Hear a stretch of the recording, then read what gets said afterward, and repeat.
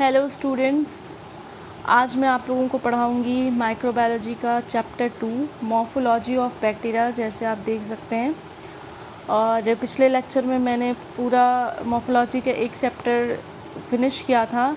अगर आपने अभी नहीं देखा है और चैनल को सब्सक्राइब नहीं किया है तो आप चैनल को सब्सक्राइब कर दें और जाके वीडियोस देखें जो मैंने डाले हैं आप लोगों के लिए, और अच्छे से उसे रीड करें ताकि आप एग्ज़ाम में अच्छे मार्क्स गेन कर सकें। तो आज मैं आप लोगों को पढ़ाऊंगी सेकंड चैप्टर मॉर्फोलॉजी का, जो है BDS सेकेंड ईयर का सब्जेक्ट, और ये है चैप्टर का नाम मॉर्फोलॉजी ऑफ बैक्टीरिया। तो आज हम जानेंगे बैक्टीरिया की मॉर्फोलॉजी के बारे में। तो चलिए स्टार्ट करते हैं हम इंट्रोडक्शन से। Microorganism are living structure of microscopical size. Microorganism जो होते हैं वो लिविंग स्ट्रक्चर होते हैं किसके? स्कोपिकल साइज के। These were originally classified under plant and animal kingdoms. इनको ओरिजिनली क्लासिफाइड किया जाता है प्लांट में और एनिमल किंगडम्स में।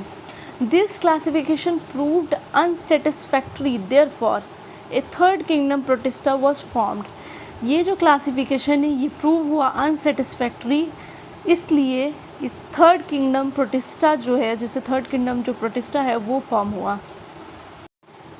अब हम प्रोटिस्टा के बारे में पढ़ेंगे। It is divided into 2 groups. Protista जो है वो 2 ग्रुप्स में डिवाइडेड होता है। पहला है prokaryotes and eukaryotes. Prokaryotes and eukaryotes का डिफरेंस भी हम जानते हैं, हमने 12th में अच्छे से पढ़ा है, 11th में पढ़ा है, तो एक बार फिर से हम यहाँ पढ़ेंगे। यूकैरियोट्स में क्या क्या आते हैं? फंजाई आते हैं, एल्गी आते हैं, प्रोटोजोआ आते हैं, स्लाइम मोड्स आते हैं, are included in this group. Eukaryotes में fungi, algae, protozoan and slime moulds, ये सारी चीज़ें, ये माइक्रो ऑर्गेनिज्म आते हैं। फिर प्रोकैरियोट्स में bacteria belong to this group. Prokaryotes में बैक्टीरिया जो है वो बिलोंग करता है किस ग्रुप से? प्रोकैरियोट्स ग्रुप से। अब हम पढ़ेंगे difference between prokaryote and eukaryotic cells. जैसे कि देखिए ये बहुत अच्छा टैबुलर फॉर्म में दिया है, टेबल स्ट्रक्चर है, प्रोकैरियोट्स एंड यूकैरियोट्स में डिफरेंस है, और यहाँ पे दिया है क्या क्या स्ट्रक्चर में पाए जाते हैं, किस में नहीं पाए जाते हैं। तो चलिए, पहला जो यहाँ पे है स्ट्रक्चर में न्यूक्लियस है, और सेकेंड वन है nuclear membrane. Nuclear membrane prokaryotes में एब्सेंट होते हैं बट यूकैरियोट्स में प्रेजेंट होते हैं। न्यूक्लियोलस जो है वो भी प्रोकैरियोट्स में एब्सेंट होते हैं लेकिन यूकैरियोट्स में प्रेजेंट होते हैं। क्रोमोसोम जो है वो प्रोकैरियोट्स में 1 होते हैं एंड यूकैरियोट्स में मोर देन 1 होते हैं।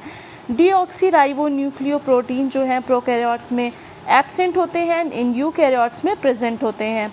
फिर डिवीज़न जो होता है प्रोकैरियोट्स में, कौन सा डिवीज़न है? By binary fission. Binary fission के थ्रू प्रोकैरियोट्स में डिवीज़न होता है, लेकिन यूकैरियोट्स में बाई माइटोसिस के थ्रू डिवीज़न होता है।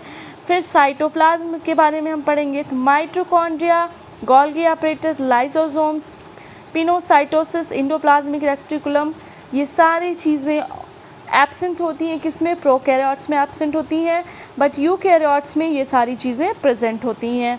फिर केमिकल कंपोजिशन के बारे में हम जानेंगे। तो स्टेरॉल्स जो होते हैं वो प्रोकैरियोट्स में एब्सेंट होते हैं बट यूकैरियोट्स में प्रेजेंट होते हैं। और फिर हम मरमरिक एसिड के बारे में जानेंगे। तो प्रोकैरियोट्स में मरमरिक एसिड जो है वो प्रेजेंट होते हैं एंड यूकैरियोट्स में एब्सेंट होते हैं। तो आपने एक चीज़ इस टैबुलर फॉर्म में नोटिस किया होगा कि मोस्टली चीज़ें जो हैं प्रोकैरियोट्स में एब्सेंट होती हैं एक्सेप्ट द म्यूरोमिक एसिड। म्यूरोमिक एसिड जो है वो सिर्फ प्रोकैरियोट में प्रेजेंट होता है बट यूकैरियोट्स में म्यूरोमिक एसिड जो है वो एब्सेंट होता है। तो आप इस तरह से भी रिमेंबर कर सकते हैं कि प्रोकैरियोट्स में मोस्टली चीज़ें जो हैं वो एब्सेंट होती हैं except acid. Which acid? This is muramic acid. Okay guys, तो चलिए आगे बढ़ते हैं। अब हम पढ़ेंगे बैक्टीरिया के बारे में। The size of bacteria is measured in unit of micron, micrometre. यहाँ पे क्या बोला जा रहा है कि जो साइज़ होती है बैक्टीरिया की वो मेज़र की जाती है किसमें? माइक्रोन में, माइक्रोमीटर यूनिट में। 1 माइक्रोन और माइक्रोमीटर इज इक्वल टू कितना होता है? 1/1000 मिलीमीटर।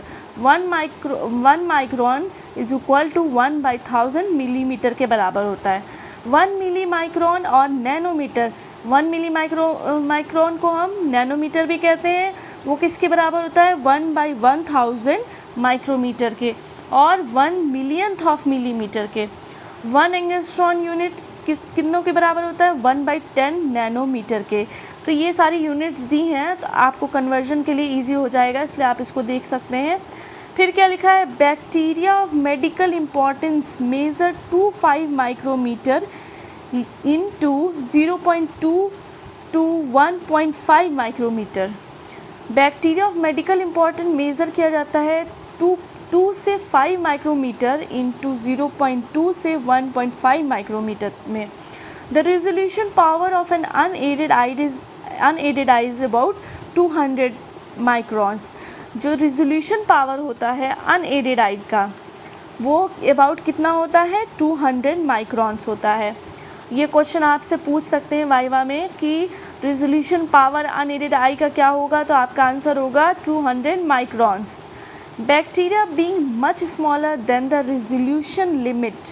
बैक्टीरिया जो होता है वो मच स्मॉलर होता है than the resolution limit. Can be visualise only under magnification. इसे हम सिर्फ देख सकते हैं किसमें? अंडर मैग्नीफिकेशन में। Hence the study of bacteria requires the use of microscopes। इस वजह से स्टडी ऑफ बैक्टीरिया जो है वो क्या रिक्वायर करता है? माइक्रोस्कोप। अगर हम बैक्टीरिया की स्टडी करेंगे तो हमें माइक्रोस्कोप की ज़रूरत पड़ेगी। तो दोस्तों, ये था आज का मेरा सेशन, और आप इसे फिर से पढ़िए। जितना आप रिवाइज़ करेंगे, मैं यही कहना चाहूँगी, जितना आप इसे रिपीट करेंगे उतना ही आपके लिए फ़ायदा होगा, आप अपने एग्ज़ाम में अच्छा स्कोर करेंगे। तो आज के लिए हम इतना ही रखते हैं, फिर कल मैं आपको इसके आगे पढ़ाऊँगी। तो चलिए फिर मिलते हैं नेक्स्ट वीडियो में, लेकिन वीडियो को ज़रूर लाइक करिए, शेयर करिए, सब्सक्राइब करिए।